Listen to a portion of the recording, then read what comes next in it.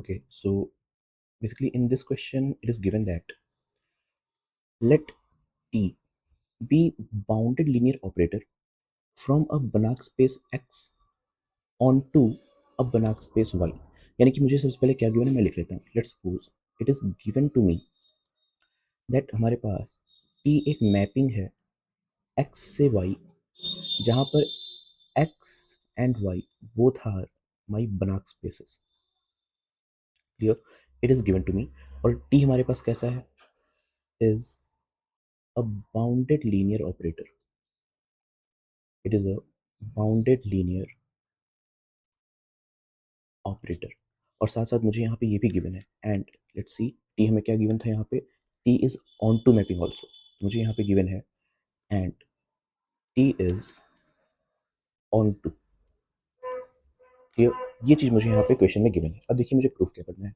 हमें प्रूफ करना है the closure of image of open ball b1 contains an open ball। यानी कि what we have to prove, let's write, basically we have to prove the closure of, let me write down, मान लीजिए कि मैंने यहाँ पे क्या बनाया closure, the closure of image of b1 contains an open ball। And let's suppose ये open ball मैं कोई भी ले सकता हूँ। सपोज मैंने इस ओपन बॉल का सेंटर y नॉट ले लिया एंड रेडियस r ले लिया like this. This is the open ball here, this is the open ball and what is this? This is the closure of image of b1।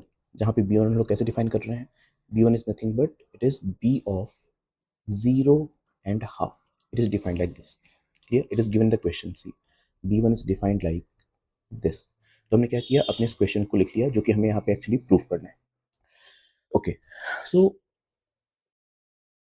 Let's see हमें actually क्या proof करना है। हमें proof करना है कि सबसे पहले मुझे b1 चाहिए और उसका मुझे इमेज चाहिए होगा टी में, और फिर मुझे उसका क्लोजर लेना है और ये प्रूफ करना है कि उस क्लोजर में हमारे पास एक ओपन बॉल आ रहा है। तो जब कभी भी हमारे पास क्वेश्चन इमेज में आ जाता है, यानी कि जब कभी भी हम क्वेश्चन में क्या देखते हैं, एक वर्ड इमेज, तो इमेज एक्चुअली कहाँ मिलता है, मुझे किस स्पेस में मिलेगा, एक्स में मिलता है या वाई मिलता है? डेफिनेटली वाई मिलता है, बिकॉज हमारी मैपिंग कैसी है, हमारी मैपिंग है T such that X to Y. तो जो भी हम टी ऑफ एक्स लेंगे वो हमें वाई मिल जाएगा। यानी कि इमेज कहाँ मिल रहा है, इमेज हमें मिलता है एक्चुअली वाई स्पेस में। तो मैंने यहाँ पे एक क्लेम लिखा, let's see what is the claim. मैंने कहा, मैंने एक क्लेम लिया यहाँ पे कि वाई जो हमारा स्पेस है ये एक्चुअली में इक्वल होगा countable union of where n is equals to n to infinity t। Suppose I am saying that it is the countable union of these sets. Means हमने एक्चुअली, मुझे जो proof करना था मैं उसका यूज कर रहा हूँ। तो जो मुझे प्रूफ करना है मैं इनकी हेल्प से y को बनाना चाहता हूँ। तो मैं कैसे बना सकता हूँ? सपोज मैंने क्लेम कर दिया it is actually p bn। Clear? And let suppose it is the closure here. ये मैंने क्लेम किया है। अब अगर मैंने ये क्लेम किया तो चलिए इसको प्रूफ भी करते हैं, क्या ये सच में ट्रू होगा? Let's see. अच्छा, what is the meaning of B N here? तो देखिए, जैसे हम पहले मैं एक्सप्लेन कर देता हूँ व्हाट इज b1। b1 हम लोग कैसे लिखते हैं, it is b0 n by two. यानी कि एक्चुअली इसको मैं कैसे लिख सकता हूँ, b it is 0 2 power minus 1। Clear? तो अगर मैं यहाँ पे b2 लिखूँ तो ये कैसे लिखा जाएगा, it is b 0 2 power minus 2। Similarly अगर मैं बी एन लिखता हूँ तो ये क्या हो जाएगा, it is b 0 2 power minus n। तो यहाँ पर मैंने b1 की हेल्प से b2 बनाया और इस तरह से हमने एक जनरल bn बना दिया और उसकी हेल्प से हमने इसको क्लेम किया है। चलिए इसको सबसे पहले प्रूफ कर लेते हैं। तो अगर मुझे कोई भी चीज़ इक्वालिटी में प्रूफ करनी है तो इसका मतलब मुझे क्या प्रूफ करना पड़ेगा, एक बार मुझे ये सबसेट प्रूफ करना पड़ेगा, एक बार ये सबसेट। अगर इन दोनों को मैं प्रूफ कर लेता हूँ then we can say that कि y is equals to this thing. Clear? Okay, सबसे पहले हम इक्वालिटी प्रूफ करते हैं। सबसे पहले हम प्रूफ करते हैं फर्स्ट साइड। तो मैंने क्या किया, लेट सपोज मैंने कोई एलिमेंट ले लिया y से, let y belongs to y, any element, it is any point you can say. Then we know that हमने क्या सीखा था, बेसिकली हमें गिवन था since we can say since t is on to, क्योंकि t हमारे पास on to है, इसका मतलब क्या हो जाएगा, for any y there exist x in x such that कि t of x हमारे पास y के बराबर हो जाता है. Clear? This is basically this is the definition of our you can say on to mapping. Clear? और let's suppose अगर मैंने ये जो x लिया है ये एक ओपन बॉल से ले लिया, then in particular let's suppose in particular अगर मैंने क्या किया, ये जो x हमने पूरे पूरे x से लिया था, अगर मैंने इन पर्टिकुलर जो x लिया वो ले लिया अपने ओपन बॉल से. Let's suppose the open ball is it is b0 2 power minus n, या फिर मैं डायरेक्टली bn लिख देता हूँ. It is let's suppose bn. अगर मैंने किसी ओपन बॉल से x लिया, देन इसका मतलब क्या हो जाएगा कि अगर मैंने यहाँ पर t को ऑपरेट कर दिया, then it becomes tx contained in tbn. बस मैंने क्या किया है, मैंने दोनों साइड पर यहाँ पे t को ऑपरेट कर दिया. So we will get like this. Then हमें क्या मालूम है, हमें मालूम है कि t ऑफ x किसके बराबर होता है, t ऑफ x हमारे पास y के बराबर होता है. तो यहाँ से मुझे क्या मिल जाएगा, y actually belongs to the tbn set. तो अगर y किसी सेट में बिलोंग कर रहा है तो डेफिनेटली उसके क्लोजर में भी बिलोंग करेगा. क्योंकि एक्चुअली क्लोजर की डेफिनेशन क्या होती है, what is the definition of closure, you know. Let's suppose कि मेरे पास कोई सेट ए है, मैं इसका क्लोजर लेता हूँ, तो ये किसके बराबर होता है, A union A dash. What is a dash, it is the derived set. तो अगर कोई चीज़ ए में बिलोंग कर रहा है तो क्लोजर में भी बिलोंग करेगा. तो इस डेफिनेशन की हेल्प से मैं यहाँ पे बोल सकता हूँ कि अगर y हमारे पास t ऑफ bn में था तो उसके क्लोजर में भी एग्जिस्ट कर जाएगा. तो देखिए हम y कहाँ पर लेके चले थे, हम y लेके चले थे यहाँ पर y में, और हमें क्या मिल गया कि y हमारे क्लोजर में आ रहा है. अच्छा, अब एक पॉइंट और यहाँ पे कि अगर y क्लोजर में आ रहा है देन डेफिनेटली इसके काउंटेबल यूनियन में भी y आ जाएगा. यानी कि अगर मैं यहाँ पर n को 1 to infinity वेरी कराऊँ tbn क्लोजर में, then y belongs to this also. So this implies that y is the subset of the countable union of the closure of the image. Clear? तो हमने एक side को proof कर दिया. अब हम प्रूफ करते हैं सेकंड साइड. सेकंड साइड को कैसे प्रूफ करेंगे, अब कोई एलिमेंट लेके चलता हूँ मैं इसमें से. लेट्स सी, मैंने क्या किया, कोई एलिमेंट इसमें से ले लिया. Then what will we get, let's suppose let any element, suppose मैंने यहाँ पे क्या लिया कि t, और यू कैन से मैंने सिंपली कोई एलिमेंट ले लिया. Suppose I have taken let y belongs to the union of this, actually the countable union of t b n closure. Clear? इसका मतलब क्या हो जाएगा कि there exist n naught in the natural number such that कि y किसी न किसी एक क्लोजर में एग्जिस्ट करेगा, क्योंकि हमारे पास काउंटेबल यूनियन में है तो किसी न किसी एक क्लोजर में एग्जिस्ट करेगा. लेट्स सपोज कि वो एन नॉट में एग्जिस्ट कर रहा है. अगर y हमारे पास किसी भी ओपन बॉल के क्लोजर में एग्जिस्ट कर रहा है, और हमें क्या मालूम है, हमें मालूम है कि जो y है that is the subspace. y हमारे पास क्या था, t is such that x to y, ये हमारे पास था. तो y एक्चुअली क्या होता है, अगर मैं किसी भी पॉइंट का इमेज लेता हूँ तो वो हमेशा y में ही तो एग्जिस्ट करता है, या फिर अगर मैं किसी भी पॉइंट का क्लोजर भी ले लूँ then also it will contain in the y. तो इस तरह से ये भी तो हमारे पास सबसेट ऑफ y हो जाएगा. तो यहाँ से मुझे क्या मिल गया, that y belongs to y.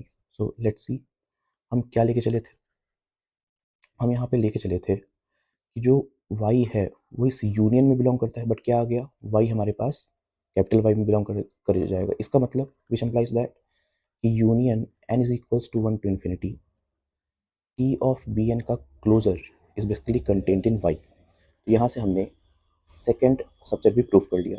So by first and second we can say that hence कि y एक्चुअली क्या है होता है, it is the countable union of the closure of tbn. Clear? y हमारे पास इसके बराबर होता है. क्लियर? ओके. तो इसका मतलब क्या हो गया, इसका मतलब अगर मैं यहाँ पर आपको बताऊं, वी नो दैट, हमें क्या मालूम है, we know that Y is Banach, Y हमारे पास क्या है, वाई इज अ बनाक स्पेस। क्लियर, ये तो हमें क्वेश्चन में ही गिवन था कि ये जो वाई है हमारे पास ये एक बनाक स्पेस होगा। एंड ये जो बनाक स्पेस है इसको मैं कैसे लिख पा रहा हूँ, Banach space can be written as the countable union of the closed sets. See, अगर मैंने किसी भी सेट के ऊपर क्लोजर लगा दिया तो वो हमारे पास क्लोज्ड बन जाता है। फॉर एग्जाम्पल अगर मेरे पास कोई सेट ए है और मैंने उसके ऊपर क्लोजर लगा दिया, then closure of A will be closed. तो सिंपली यहाँ पे मैं क्या बोल सकता हूँ, it is the countable union of closed sets. But by Baire's category theorem, basically Baire category theorem क्या बोलती है, by Baire category, it is Baire category theorem. So Baire category theorem actually बोलती क्या है, अगर मैं यहाँ पे थ्योरम भी लिख देता हूँ आपके लिए, let's suppose it is the theorem. क्या होती है बेयर कैटेगरी थ्योरम, कि एनी, या फिर कह दीजिए कि you can say any Banach space, any Banach space, या फिर एक तरह से कह दीजिए कि any complete space, any complete space cannot be written, cannot be written as a countable union, as a countable union of nowhere dense set, nowhere dense set। यानी कि अगर मेरे पास कोई भी एक कंप्लीट स्पेस है या फिर कोई भी बनाक स्पेस है तो मैं इसको कभी भी countable union of nowhere dense set के रूप में नहीं लिख सकता। तो इसका मतलब यहाँ पे अगर मैं देखूं, यहाँ पर जो y हमारे पास था वो क्या था, वो एक बनाक स्पेस था। तो मैं इसको कभी भी एक काउंटेबल यूनियन के फॉर्म में तो नहीं लिख पाऊंगा। बट यहाँ मैं क्या देख रहा हूँ कि y हमारे पास काउंटेबल यूनियन के फॉर्म में है। तो ऐसा कब पॉसिबल है, ऐसा तभी पॉसिबल है जब यहाँ पर मैं ये बोल सकता हूँ, क्योंकि ये हो नहीं सकता, it is not possible, it is not possible. But अगर ये पॉसिबल हो रहा है, जो कि मुझे दिख रहा है, मैंने इसको प्रूफ किया, मैं यहाँ तक पहुँच गया, इसका मतलब ये हो जाएगा कि ये एक्चुअली में जिस काउंटेबल यूनियन के फॉर्म में लिखा गया है, ये इसमें से कोई एक मेंबर ऐसा मुझे मिल जाएगा जो कि नोवेयर डेंसेट ना हो।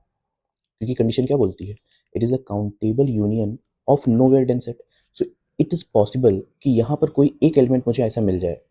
लेट्स सपोज मैं कैसा ये बोल दे रहा हूँ कि लेट, कि जो हमारे पास T B M, let's suppose any element is this, का closure is not nowhere dense set, not nowhere dense set. Clear, यहाँ से तो मुझे यही मिलता है, क्योंकि कभी भी हम y को काउंटेबल यूनिट के फॉर्म में नहीं लिख सकते। बट क्योंकि मैं इसको लिख दिया हूँ, इसका मतलब कि ये जो होगा उसमें से कोई एक एलिमेंट मुझे मिलेगा जो कि नोवेयर डेंसेट नहीं होगा। Clear, now what is the basically meaning of nowhere dense set, do you know actually में नोवेयर डेंसेट होता क्या है। मैं इसको भी बता देता हूँ आपको, व्हाट इज नोवेयर डेंसेट। इसमें देखिए, so in a set, let's suppose any set, मैंने कोई सेट लिया A which is subset of X, is called nowhere dense, nowhere dense set if, कब बोलता हूँ उसको nowhere dense set, if अगर मैंने ए का क्लोजर निकाला और उसका इंटीरियर पॉइंट हमारे पास फाई आ जाता है, then we will say what is the meaning of this, this is the interior. इसको बुक्स में ऐसे भी लिखा जाता है कि इंटीरियर ऑफ ए क्लोजर, अगर हमारे पास फाई आ गया तो इसका मतलब क्या हो जाएगा, इसका मतलब A is nowhere dense set. Clear, this is the meaning of nowhere dense set. और ऊपर हमें क्या मिल गया, ऊपर हमें ये मिला है कि हमें टी बी एम का क्लोजर नोवेयर डेंस सेट नहीं होगा। क्लियर, तो यहाँ से हम अपने प्रूफ को स्टार्ट करते हैं, जहाँ से हमने ऊपर छोड़ा था। सो विच एम्प्लाइज दैट, हमें क्या मिला था ऊपर कि T B M closure is not nowhere dense set, not nowhere dense set. तो इसका मतलब क्या हुआ, इसका मतलब कि इसका क्लोजर हमारे पास फाइव के इक्वल नहीं आना चाहिए। So which means, so what is the meaning of this, कि अगर मैं इसका इंटीरियर निकालूं, दैट अगर मैं इसका क्या करता हूँ, इंटीरियर निकालता हूँ टी ऑफ बी एम के क्लोजर का, तो वो हमारे पास फाई के इक्वल नहीं आ जाएगा, means it is non empty.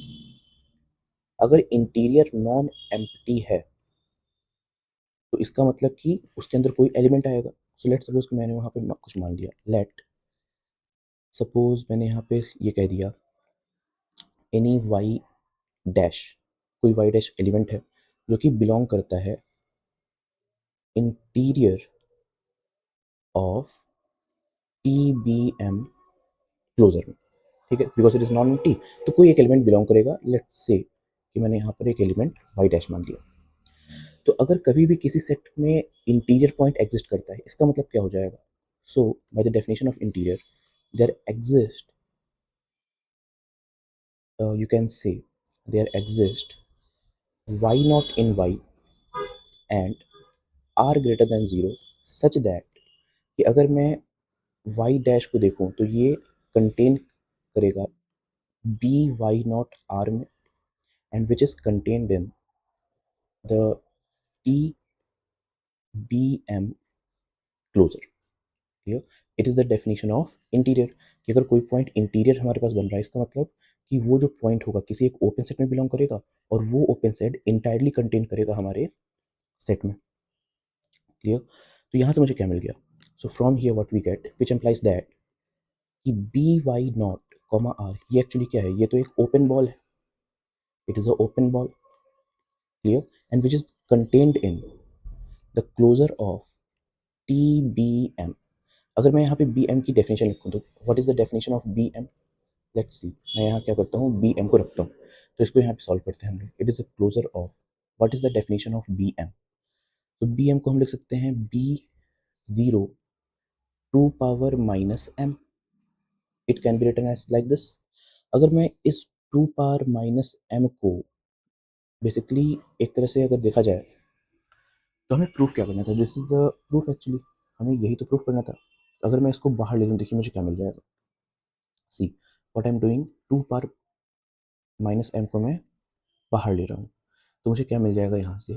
This becomes the closure of two power minus M into T B T of, it is B zero one, we get like this.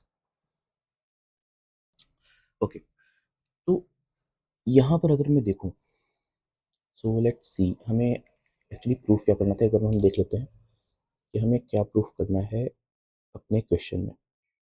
Okay, तो हमें B one proof करना है, यानी कि zero one by to हमारे पास होना चाहिए। सी हमें प्रूफ करना है T B one. B one क्या होता है? It is zero one by two, तो मुझे इसको वन न बनाते हुए वन बाई टू बनाना पड़ेगा।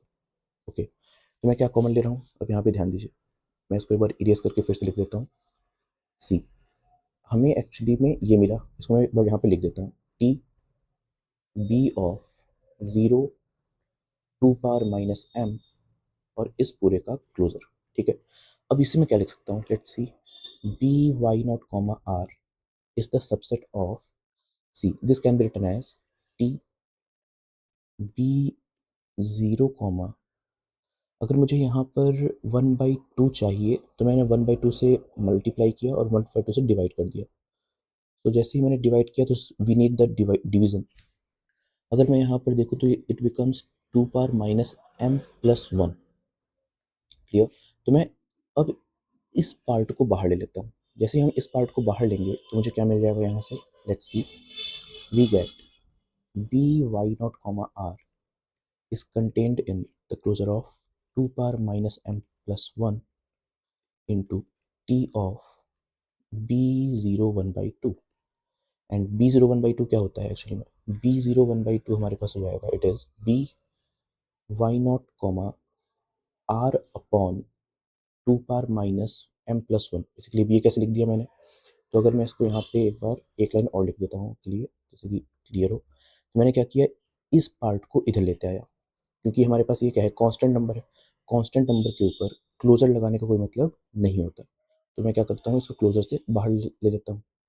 This will become here, so it becomes one upon two की power minus M plus one into B Y naught comma are is contained in the closure of T B 01/2 like this.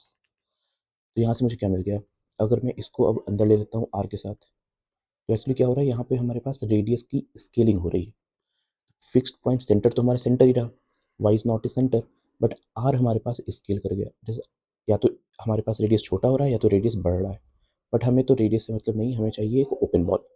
So we are getting the open ball closure of T B one, क्योंकि इसकी value क्या होती है, this value is B one. So this is the open ball, clear, it is the open ball and this is the closure of image of the b1, और इसके image में हमें क्या मिल रहा है, एक ओपन बॉल मिल जा रहा है। सो this is the proof of first part, clear, यही हमें यहाँ पर प्रूफ करना था कि इसके क्लोजर में कोई एक ओपन बॉल आता है। Okay, so now let me see the next question, question number 2। देखिए अब हमें क्या प्रूफ करना है, अब ये बोल रहा है कि टी ऑफ बी एन का closure contains an open ball Vn about 0 where Bn is defined as this. Okay, तो अब मुझे क्या प्रूफ करना है, लेट्स सी इसका second part. So now we have to prove in the second part that for any Vn such that 0 belongs to Vn, basically Vn contains in the closure of Tbn, clear, this we have to prove कि हमारे पास Vn एक ऐसा open set है जो कि 0 को contain करता है और वो हमारे पास टी बी एन के क्लोजर में आना चाहिए। हमें अब यहाँ पर ये प्रूफ करना है, clear. See it is a very easy proof. कैसे प्रूफ कर सकते हैं हम इसको, देखिए हमारे पास क्या है, हमारे पास है बी एन, यहाँ पर बी एन को लिखते हैं, बी एन का मतलब क्या हो जाएगा, इट इज़ बी 0 टू की पावर माइनस एन। और अगर मैं यहाँ पर आपसे ये कहूँ कि मैंने क्या किया, मैंने यहाँ पर बी एन को लिख दिया बी 0, एंड यहाँ पर मैं इसको लिख दे रहा हूँ it is 2 power minus N के साथ मैंने +1 किया और डिवाइड में 2 कर दिया।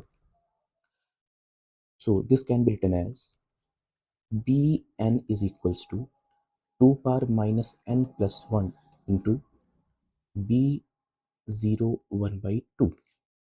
एंड बी 0 1/2 हमारे पास क्या होता है, बी 0 1/2 हमारे पास होता है it is b1, question number 1 में हमने देखा था।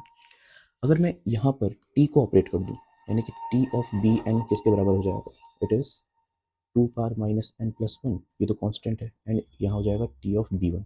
ऐसे मैं क्यों लिख सकता हूँ, because t is a linear operator, t हमारे पास क्या है, एक लीनियर ऑपरेटर है, तो मैं इसको यहाँ पर लीनियरली ऑपरेट कर सकता हूँ।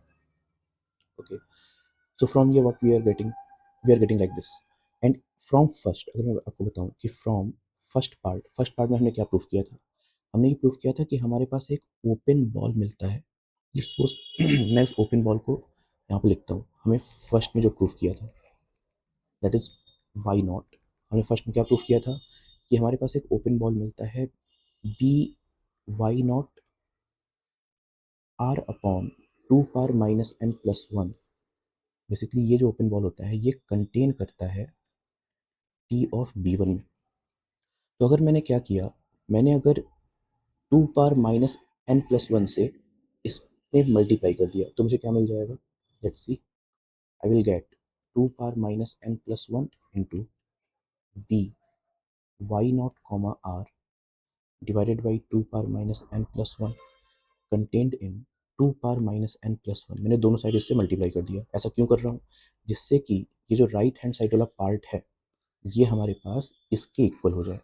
तो मैं यहाँ पे क्या लिख सकता हूँ, नाउ लेट्स सी, अब मैं इसका अंदर मल्टीप्लाई कर दूंगा, this becomes B Y naught comma, इससे ये कट जाएगा, it is R which is contained in T of B N. क्यों, क्योंकि 2 power minus n+1 T B one किसके बराबर था, it is T B N के बराबर था, तो मैंने यहाँ पे इसकी वैल्यू टी बी एन लिख दी। Okay, so what we are getting now, what we want. Okay, so actually हम लोग कुछ पर छूट रहा है, यस, इसका क्लोजर भी था। ओके, आई थिंक मैंने क्लोजर यहाँ पे नहीं लगाया था। Okay, so it is the closure also. तो मैं क्लोजर भी दोनों को ले लेता हूँ साथ साथ। ये भी क्लोजर होगा, this is also closure, this is also closure. तो ये क्लोजर भी हमारे पास साथ साथ में चल रहा है। ओके, तो यहाँ पे क्या हो गया हमारे पास, it is like this, that हमारे पास एक क्लोजर आया, means closure of T of B N के अंदर एक ओपन बॉल तो आ रही है, it is a open ball. But हमें ओपन बॉल के साथ साथ क्या चाहिए था कि ये जो वाई नॉट है ये जीरो होना चाहिए। बट यहाँ तो कोई गारंटी नहीं कि वाई नॉट हमारे पास जीरो होगा। तो अभी हमें क्या करना है, इसको चेंज ऑफ स्केल करना है। What we need to do the change of scale, जिससे कि ये जो वाई नॉट है ये हमारे पास जीरो पर चला जाए। ओके, तो ये हम लोग कैसे कर सकते हैं, लेट मी सपोज दैट, देखिए अगर मुझे चेंज ऑफ स्केल करना है तो मैं क्या कर सकता हूँ यहाँ पे, अगर मैं यहाँ पर ही देखूँ, so actually we can say that,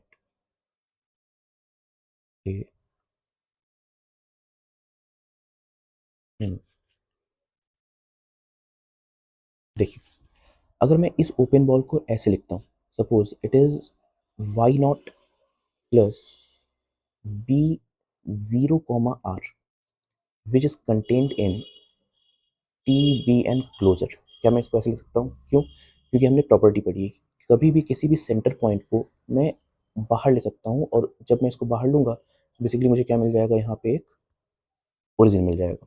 ये it is written like this, means इसको मैं इस तरह से लिख सकता हूँ। एंड फॉर एवर सिंप्लिसिटी अगर मैं यहाँ पे बस इतना लिख दूँ कि बाई स्केलिंग, बाई स्केलिंग, या चेंज ऑफ स्केल लिख दीजिए, by change of scale, change of scale, what we get by change of scale, जो हमारे पास बी जीरो आर होगा वो हमारे पास कंटेंट कर जाएगा टी बी एन क्लोजर में। तो अब अगर मैंने चेंज ऑफ स्केल किया, इसका मतलब क्या हुआ, इसका मतलब कि जो वाई नॉट था वो हमारे पास जीरो हो गया। दैट्स वाई हमारे पास ये कंडीशन आ जाएगी। तो यहाँ पे ये वर्ड इंपॉर्टेंट है, बाई चेंज ऑफ स्केल। अगर मैं इसको फिजिकली समझाऊँ, सपोज मैंने यहाँ पे कोई लाइन ड्रॉ किया, हमारे पास एक पॉइंट था वाई नॉट, और उस पर हमारे पास एक सर्कल गिवन था। अब मैं क्या कर रहा हूँ, मैंने बस इस वाई नॉट को उठा करके, मीन्स मैंने एक्चुअली क्या किया, let me draw this properly. Suppose मैंने यहाँ पे कोई सर्कल ड्रॉ किया था, और इस सर्कल को अब मैंने उठा करके पूरे पूरे पॉइंट्स को मैंने क्या किया, दोनों हाथ से इधर पकड़ा। सपोज मैंने यहाँ पे इसको इधर से पकड़ा, इसको इधर से पकड़ा, और इसको पकड़ के मैंने यहाँ पे रख दिया। तो क्या हो जाएगा, जो वाई नॉट था वो हमारे पास जीरो हो जाएगा, और यहाँ पे सर्कल बन जाएगा। It is like this. तो इसी को बोलते हैं हम लोग scaling, means change of scale. Clear? So with the help of this change of scale, what we get an open ball which contains zero and contained in this. So let's suppose let the vn is nothing, it is the b0 rn, and so क्योंकि यहाँ पे n था तो मैंने r के साथ n लगा दिया। तो या फिर इसको हम लोग बी एन भी बोल सकते हैं, अगर मैं हम आर के साथ एन नहीं लगाना चाहते तो मैंने बी के साथ एन लगा दिया। That is done here.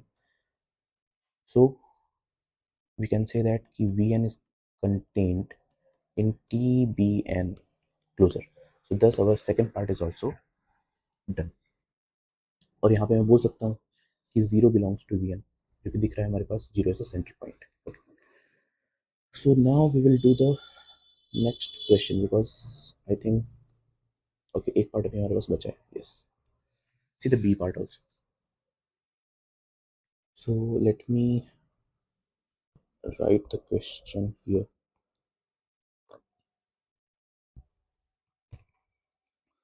Okay, देखिए, okay, so now what we want to prove, we want to prove the part B। अगर मुझे B पार्ट प्रूफ करना है, यानी कि इसमें क्या बोल रहा है, show that an summability method with matrix A is equals to alpha n k is regular. So what is the concept here? चलिए सबसे पहले मैं कॉन्सेप्ट को आपको बता देता हूँ कि जब कभी भी हमारे पास a समेबिलिटी मेथड आता है तो what is the meaning of this method? Summability method जब हमारे पास एक मैट्रिक्स ए दी गई हो जो कि रेगुलर हो। तो इसमें लिखिए सबसे पहले what is the concept.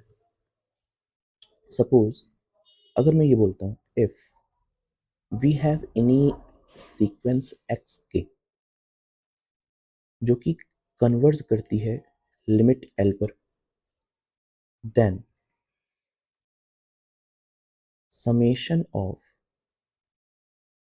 alpha n k times x k यानी कि product of these two will also converts to L, यहाँ पर k की वैल्यू हमारे पास 1 से इन्फिनिटी तक जाएगी। क्लियर? और यहाँ पे where you can say where जो अल्फा एन के है, ये जो अल्फा एन के हमारे पास है, alpha N K is basically matrix A जो कि हमारे पास रेगुलर होता है, जो कि एक तरह से हमारे पास रेगुलर मैट्रिक्स है। अगर ये उसकी एंट्रीज हैं हमारे पास, if alpha N K are the entries of regular matrix, यानी कि अल्फा एन के कहाँ से आ रहे हैं? रेगुलर मैट्रिक्स से आ रहे हैं, और एक्स के हमारे पास एल पर कन्वर्ट कर रहा है, देन ये समेशन भी हमारे पास सेम लिमिट पर कन्वर्ट करता है। This is called the summability method. तो इस कॉन्सेप्ट को ध्यान में रखते हुए हम लोग सबसे पहले फर्स्ट पॉइंट प्रूव करते हैं। देखिए फर्स्ट पॉइंट में मुझे क्या प्रूफ करना है? We have to prove that limit of alpha N K is equals to zero when N tends to infinity. Clear? Okay, so let suppose सबसे पहले हमें क्या करना चाहिए? हमें एक सीक्वेंस बनाना चाहिए जो कि किसी लिमिट पॉइंट पर कन्वर्ट करेगा। सो लेट सपोज हमने क्या लिया, लेट अ सीक्वेंस, हमने एक सीक्वेंस लिया सपोज एक्स के, और वो कैसे डिफाइन कर रहा हूँ मैं कि 0 0 0 होगा, सिर्फ केथ पॉइंट पर 1 है एंड और सभी पॉइंट्स पर 0। क्लियर? ये हमने एक सीक्वेंस ले लिया and this is the kth place, ठीक है, जो कि हमारे पास के प्लेस होगा उस पर 1 है, अदरवाइज 0। तो ये जो सीक्वेंस है ये कहाँ कन्वर्ट कर रहा है? This sequence converging to 0 because इसके इनफाइनाइट नंबर ऑफ पॉइंट्स हमारे पास 0 पर जा रहे हैं। So I can write down that X K is basically converging to 0, then by the summability method, it is the given in the question like this, summability method. So by summability method हमें क्या मालूम है? हमें मालूम है कि summation of alpha N K into X के हमारे पास 0 पर कन्वर्ट करना चाहिए। अगर मैं इसको सॉल्व करूँ जहाँ पे के की वैल्यू 1 से लेकर के हमारे पास क्या हो जाएगा? It is infinity. तो अगर मैं इसको सॉल्व करता हूँ what we will get, we get it is like alpha N one into X one plus alpha N two X two. इस तरह से चलते जाएंगे तो मुझे क्या मिलेगा? Alpha N K X K plus alpha N K plus one X K plus one plus and so on.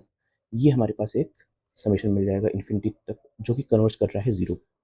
Clear? तो यहाँ देखिए हमने सीक्वेंस क्या कंसिडर किया था। सीक्वेंस का अगर फर्स्ट टर्म में देखूँ x1 तो वो 0 होता है, x2 भी 0 होता है, x3 भी 0 होता है, बट जो xk है, xk की वैल्यू हमारे पास 1 होती है।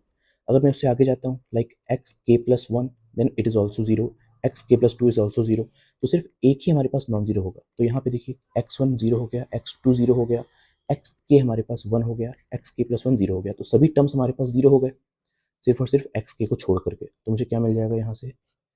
we get this is 0 0, all terms are 0 up to here, and from here all terms are 0, so we get alpha nk into 1 which is converging to 0, which means alpha nk हमारे पास कहाँ convert कर रहा है? 0 पर convert कर रहा है। तो इसको मैं लिमिट लिख देता हूँ, which means लिमिट, अगर मैं यहाँ पे लिमिट भी लगाता हूँ n tends to infinity पर, see it is limit n tends to infinity alpha nk की वैल्यू क्या हो जाएगी? It is 0। Clear? So first is proved. Now what about the second? Second में क्या बोल जा रहा है मुझसे? हमें प्रूफ करना है limit of the summation alpha N K is equals to 1।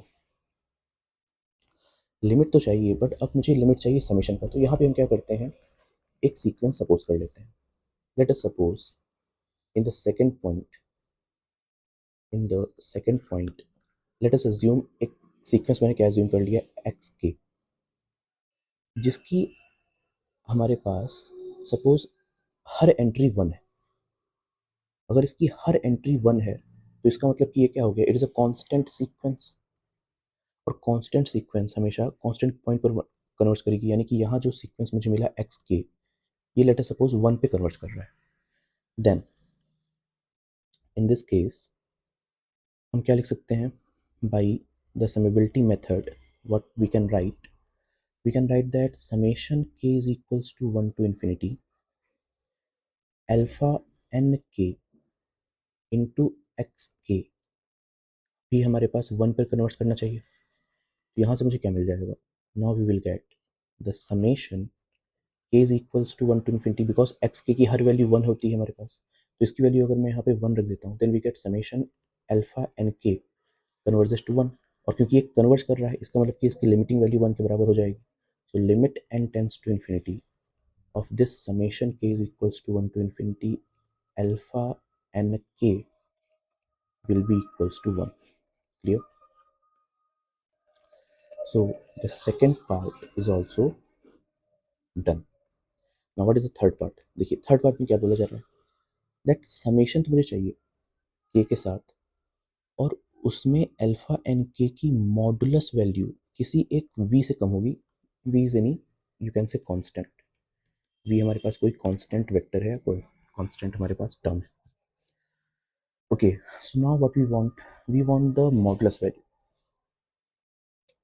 तो जब भी हमें कभी भी मॉडुलस वैल्यू गिवन है समेशन के साथ, तो मैं क्या करता हूँ, एक नॉर्म डिफाइन कर सकता हूँ। लेट्स सपोज थर्ड केस में मैंने क्या किया, in the third part we have define, क्या डिफाइन कर रहा हूँ मैं, डिफाइन अ नॉर्म। क्या नॉर्म है हमारे पास, let's suppose it is T N of X. कैसे डिफाइन कर रहा हूँ मैं, summation K is equals to 1 to infinity alpha N K X K की तरह हमने इसको डिफाइन कर दिया। क्लियर? कुछ इस तरह से हम इसको डिफाइन कर रहे हैं।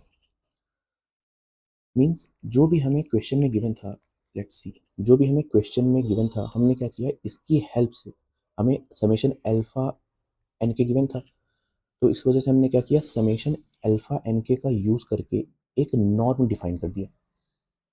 अब अगर मैं यहाँ पर इस नॉर्म पर ऑपरेटर नॉर्म लगाऊं, विच एम्प्लाइज दैट, मीन्स मैंने यहाँ पे क्या किया, लेट्स सपोज मैंने यहाँ पे ऑपरेटर नॉर्म लगा दिया, norm of T N X.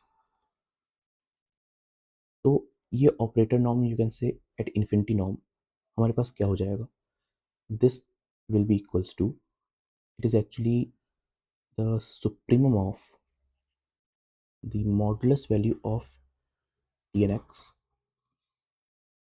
such that the norm of x is equals to 1. It is defined like this. Okay, so we can say that, अच्छा अब यहाँ पे mod of tn x की value क्या हो जाएगी, let's see, it is the supremum value of the mod of tn x की value हम यहाँ से रख सकते हैं। So it is summation k is equals to 1 to infinity alpha and k x k modulus value such that norm of x is equals to 1. It is defined like this.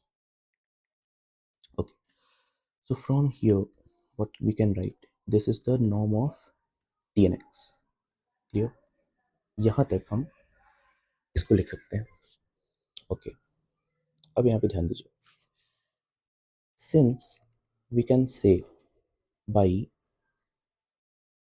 Uniform boundedness principle, uniform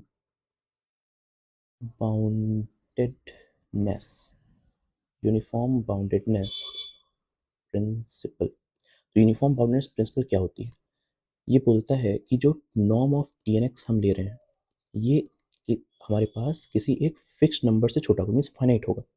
अगर ये finite है तो इसका मतलब क्या हुआ, इसका मतलब कि जो norm of T N X है वो किसी एक फिक्स्ड नंबर m से छोटा होगा, या उस नंबर को मैं v ही मान लेता हूँ क्योंकि हमने वहाँ पे v माना था। सो लेट अस सपोज, क्योंकि क्वेश्चन में v गिवन है, let suppose it is v for some v, किसी एक v के लिए हमारे पास ये, क्योंकि इन्फिनिटी छोटा है यानी कि किसी एक फिक्स्ड नंबर के से हमारे पास ये छोटा हो जाएगा। अच्छा, अब ये इन्फिनिटी नॉर्म हमारे पास होता क्या है? It is defined like this, so we can right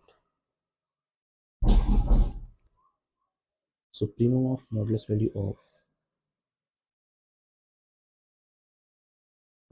okay, so basically हम यहाँ पे कहाँ थे कि supremum of the T N X, supremum of T N x.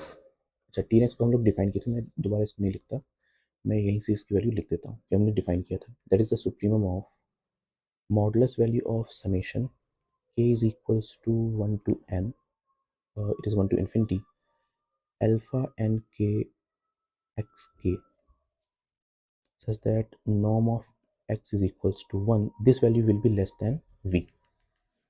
ठीक है, हम यहाँ तक आ गए। अगर सुप्रीमम वैल्यू किसी एक वैल्यू से हमारे पास छोटी आ रही है, तो इसका मतलब कि इसके अंदर भी कोई एक एलिमेंट होगा जो इससे छोटा आ जाएगा। So we can write which implies that कि summation k is equals to 1 to n alpha n k x k will be less than v, where norm of x हमारे पास अभी भी 1 है।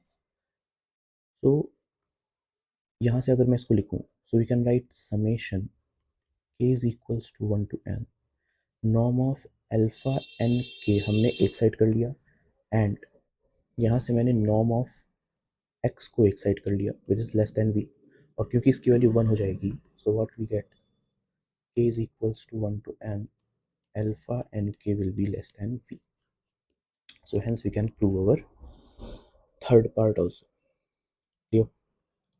सो इसके साथ साथ हम लोग इस क्वेश्चन को भी करने का ट्राई करते हैं।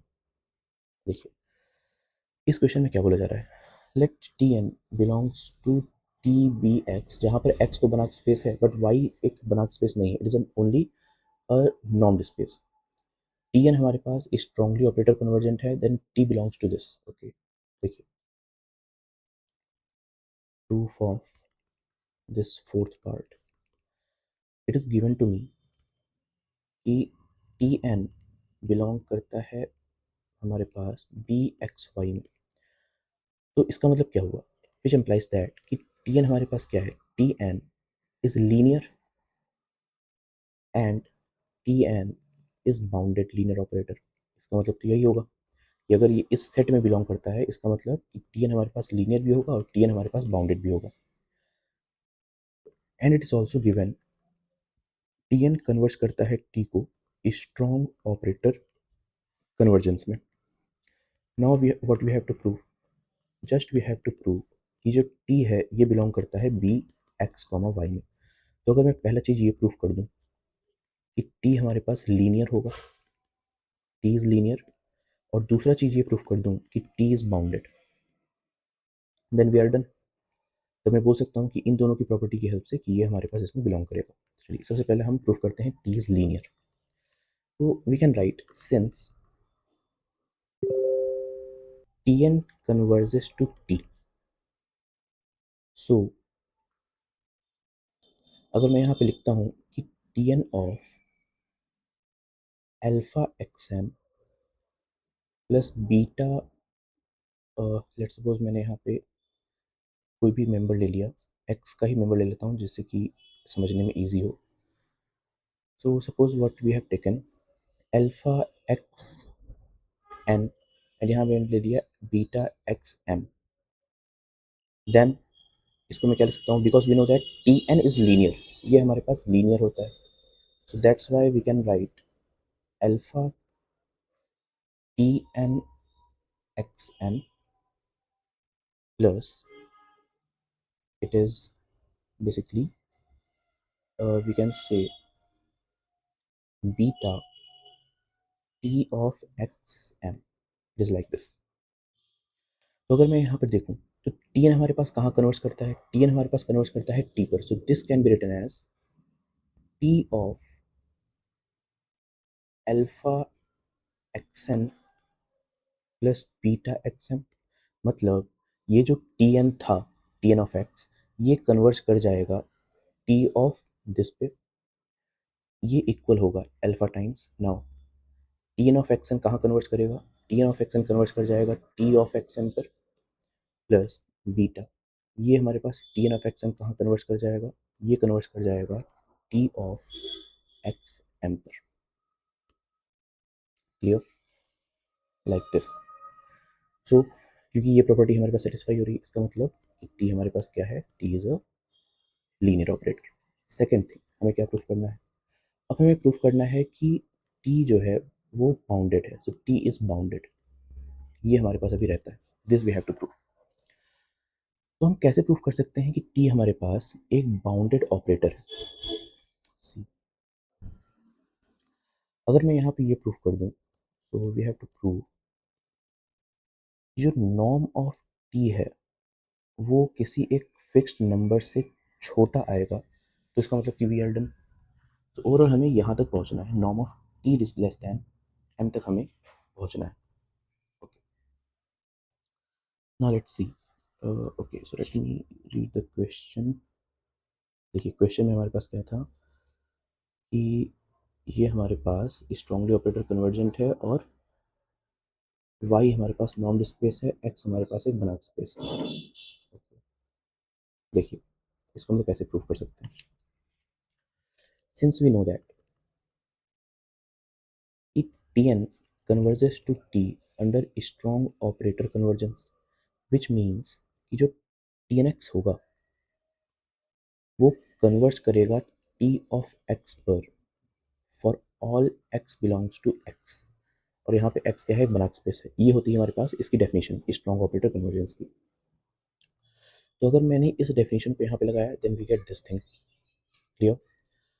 अब अगर मैं यहाँ पर ये कहूँ कि जो हमारे पास norm of T N x minus T of x होगा, ये हमारे पास क्या होना चाहिए, ये हमारे पास लेस देन एप्सिलॉन होगा for every epsilon positive, and there exist n not belongs to natural number such that कि n शुड बी इक्वल और greater than n not, which is the definition of convergence basically. हम इसको इस तरह से लिख सकते हैं। क्लियर। या फिर इसको मैं एप्सिलॉन बाई 2 ले लेता हूँ, इसमें ईजी होगा। And what we know, and we know that कि जो Tn हमारे पास है, Tn is bounded. Why, because Tn कहाँ से बिलोंग करता है, Tn बिलोंग करता है बी एक्स वाई से, तो ये हमारे पास बाउंडेड तो होता ही है। अगर ये बाउंडेड है, इसका मतलब कि जो Tn का नॉर्म होगा वो किसी एक फिक्स्ड नंबर से छोटा होगा। So there exist M positive such that कि ये हमारे पास इससे छोटा है। सो अब मैंने यहाँ पे कंसीडर कर लिया, क्या कंसीडर किया मैंने, मैंने कंसीडर किया norm of T. Norm of T को मैं लिख सकता हूँ T minus T n plus T n. तो इसको मैंने क्या किया, इनइक्वालिटी ब्रेक किया। So this can be written as T minus T n plus T n. और क्योंकि ये हमारे पास छोटा होता है एप्सिलॉन बाई 2 से, ये छोटा होता है m से, सो जो नॉर्म ऑफ टी हमारे पास हो गया, ये भी तो किसी एक फिक्स्ड नंबर से छोटा हो गया। सो विच एम्प्लाइज दैट कि T is bounded. Clear. So since T is bounded, and पहला हमने क्या प्रूफ किया था, टी इज लीनियर, और दूसरा हमने क्या प्रूफ किया था, that T is bounded. So which implies that कि t belongs to bxy। Clear, hence this is proved. Now अब सेकंड में हमसे क्या बोला जा रहा है, so let me right the question here. देखिए सेकंड में हमसे क्या प्रूफ करना है हमें, लेट बी वाई हमारे पास क्या है, बनाक स्पेस। ओके, अब हमें बनाक स्पेस नहीं था, पहले हमें क्या गिवन था, पहले हमें सिर्फ और सिर्फ एक नॉन लीनियर स्पेस गिवन था, बट अब हमें वो चीज़ एक बनाक स्पेस में भी गिवन है। ओके, सो पहले हमारे पास y क्या था, नॉन लीनियर, बट अब हमारे पास y क्या है, बनाक स्पेस। तो मैं इसको लिख लेता हूँ पहले, व्हाट इज गिवन टू मी।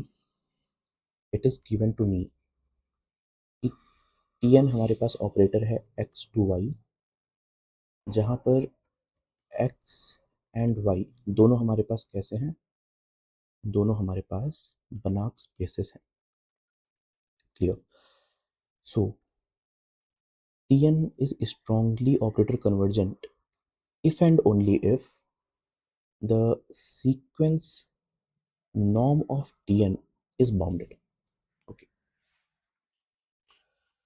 तो हमें ये प्रूफ करना है। सबसे पहले देखिए हमें क्या प्रूफ करना है, इफ एंड ओनली इफ, यानी कि मुझे एक बार इस कंडीशन को प्रूफ करना पड़ेगा और एक बार इस कंडीशन को प्रूफ करना पड़ेगा। सबसे पहले हम क्या करते हैं, इस कंडीशन को प्रूफ करते हैं। So write down here, so we have to prove. सबसे पहले मैं क्या कर रहा हूँ, मैं इस कंडीशन को लेके चलता हूँ। ठीक है, so let us suppose it is given to me, मैं क्लियरली लिख देता हूँ, suppose it is given to me for this condition that Tn converges to T under a strongly operator convergence. It is given to me and we have to prove two things. पहली चीज हमें क्या proof करनी है कि जो sequence है हमारे पास norm of Tn is bounded. ठीक, पहली चीज हमें ये प्रूफ करनी है। दूसरी चीज हमें प्रूफ करनी है कि the sequence Tnx is Cauchy in y, okay, for every x in a total subset m of x। तो देखिए दूसरी चीज हमें क्या प्रूफ करनी है बेसिकली, कि जो सीक्वेंस है Tnx is Cauchy, it is Cauchy in y। ये दो चीज हमें यहाँ पर प्रूफ करनी है for every x in m which is subset of x। चलिए, तो सबसे पहले हम प्रूफ करते हैं कि Tn हमारे पास क्या होगा, एक बाउंडेड होगा। ओके, इसमें ध्यान दीजिए कि हमें यहाँ पर क्या गिवन है। हमें गिवन है कि Tn T को कन्वर्ज करता है अंडर स्ट्रॉन्ग ऑपरेटर कन्वर्जेंस, और y हमारे पास एक बनाक स्पेस है। तो ये तो हमारे पास थ्योरम से हो जा रहा है। लेट्स सी फर्स्ट पार्ट हम कैसे प्रूफ कर सकते हैं, by boundedness, or you can say uniformly, by uniformly boundedness theorem, uniformly boundedness theorem हमें क्या मिल जाएगा, by uniformly boundedness theorem we can say that कि since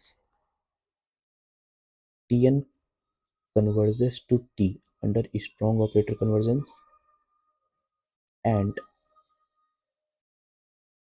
basically y is Banach, y हमारे पास Banach है। this implies that, बेसिकली क्या apply करता है कि कन्वर्जेंस, ये जो थ्योरम है ये हमें क्या बोलता है, ये थ्योरम बोलता है कि अगर मेरे पास कोई चीज कन्वर्जेंस है, that is convergence will imply to boundedness. Clear? Convergence always implies the boundedness. तो क्योंकि कन्वर्जेंस बाउंडेडनेस को एम्प्लाई करता है, इसका मतलब विच एम्प्लाइज दैट, क्योंकि Tn कन्वर्ट करता है T को, so which implies that कि norm of Tn will be less than infinity। what is the meaning of less than infinity? इसका मतलब कि ये फाइनाइट है। अगर ये फाइनाइट है इसका मतलब किसी एक फिक्स नंबर से कम होगा, that's why it is bounded. so by this theorem we can prove the first part। Second part क्या है, इट इज Cauchy। तो Cauchy भी हमारे पास हो जाएगा। अगर हमारे पास कोई चीज कन्वर्जेंट है तो कन्वर्जेंट एम्प्लाइज Cauchy,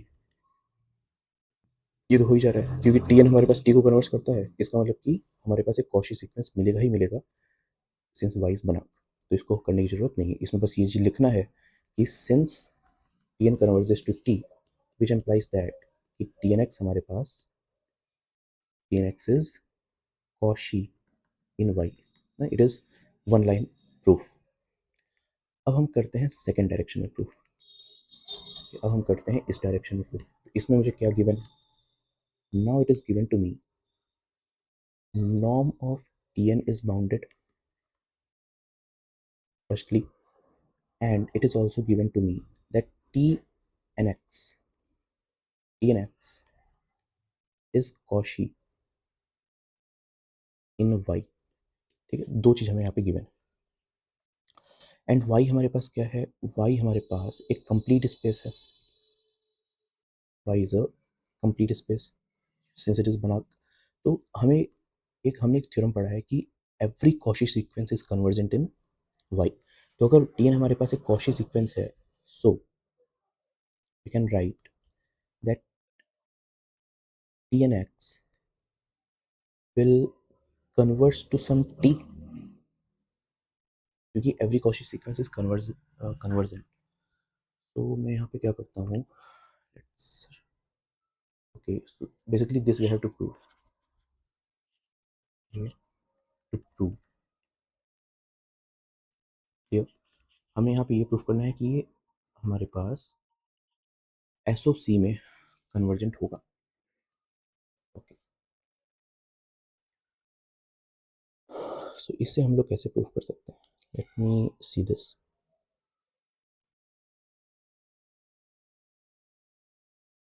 देखिए, मैं इसमें लिख सकता हूँ since y is Banach, since y is Banach and Tnx is Cauchy in y, so there exists a t such that x to y defined as कैसे डिफाइन करना चाहिए, दिस इज डिफाइंड एज कि जब मैं t of x को define करूं तो ये एक्चुअली क्या आना चाहिए, this is the limit and tends to infinity Tnx के बराबर आना चाहिए। क्या इससे क्या पता चलता है, विच एम्प्लाइज दैट कि जब मैं Tnx को देखूंगा तो वो एक्चुअली कन्वर्ज कर जाएगा, इसकी लिमिटिंग वैल्यू कहाँ चली जाएगी, t ऑफ x पर चली जाएगी, for all x belongs to m which is subset of x। So we can say that Tn converge करता है t पर strongly convergence operator here. So by this definition हम इसको प्रूफ कर सकते हैं।